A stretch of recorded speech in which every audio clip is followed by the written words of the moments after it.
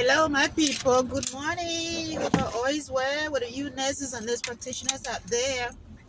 Just want to talk to you briefly today about money.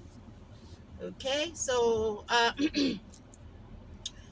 we provide care, we work all the time, we give our best, but then at the end of the day, we're taking good care of ourselves as well. Always taking care of other people, but how about us? Anyway, so here are some 5 tips for us to start looking at, as far as trying to make it, financially. And I have try to say this all the time. Sometimes you try to tell people and they start trying to avoid you because they don't want to hear the truth. So, some of the tips: start saving money. Okay, but before you even start saving money, what are your expenditures? Start keeping record of your expenditures. After you do that, then you know what your budget is, and then you can also prepare to have your emergency fund. Emergency fund is money that you want to keep, to save, so that maybe when you need something, something happen, your car tire, your roof, something happen, you have that money instead of using credit cards. Because even credit cards, cost more now, right? So you really want to save that. So people say, experts say 3 months. Some people are saying 6. Some are even saying 6 months. Some are even saying 1 year now. You save for those expenditures. They call that emergency funds. And the best way to do that, I always tell people, is that you need to go ahead and start, at your workplace, for instance. Most places now, they allow you to open 2 accounts. You can get some percentage to your checking account, then a percentage into that emergency fund, into a savings account, so that you don't touch that money unless there's an emergency.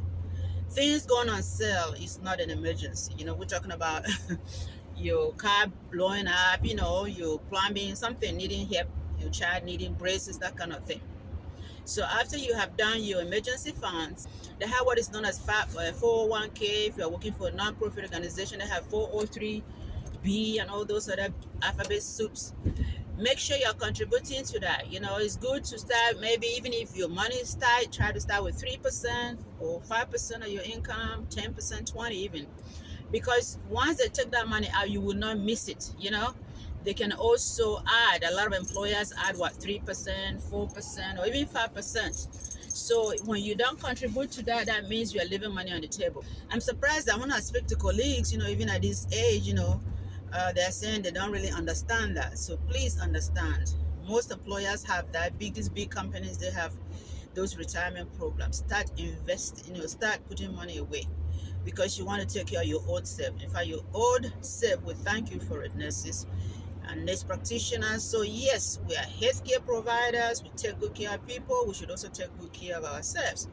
Then when you finish with that, you need to start looking at your spending habits. What are you spending money on? Because some of us, yes, I finished nursing school. There was suffering, the boards, all these things, the NCLEX. Or when you finish nurse practitioner, the NP board exams, the school, it was tough. Now at my first job, I'm going to flex. How about that Lexus? How about that Mercedes? How about that, Range Rover, something, where I will end up buying it, technically buying, but then every month, your monthly expenditure for that car is $500 maybe per month, and then the insurance. So by the time you add everything up, you are barely making it. So let's stop that. Plan accordingly. Again, you are planning for your future self. I'm not saying that do not enjoy yourself, but do it with planning. You can even go on vacations, whatever it is you want to do, but plan. Don't just be wasting your money. If not, nurse practitioners who are always having 2, 3, 5 jobs, and still we're not catching up. So let me get down off my soapbox, but then to let you know, please start planning. Start planning so that you'll be able to retire when it's time for you to retire. Can you imagine a 70-year-old nurse, pushing a medication cart down the hallway? I'm sure some of you work with those. So you don't want to be there, but you have to start now. It doesn't matter if you're 20 years old, 25, 35, 45. The time to start is now. Yes, you didn't start yesterday, but start today and start saving that money. Start investing. After we finish with savings and all your retirement, then the next thing is investing. But we're going to talk about your investment too in another video. Okay, so please don't forget to subscribe, And we'll see you again in our next video. Bye.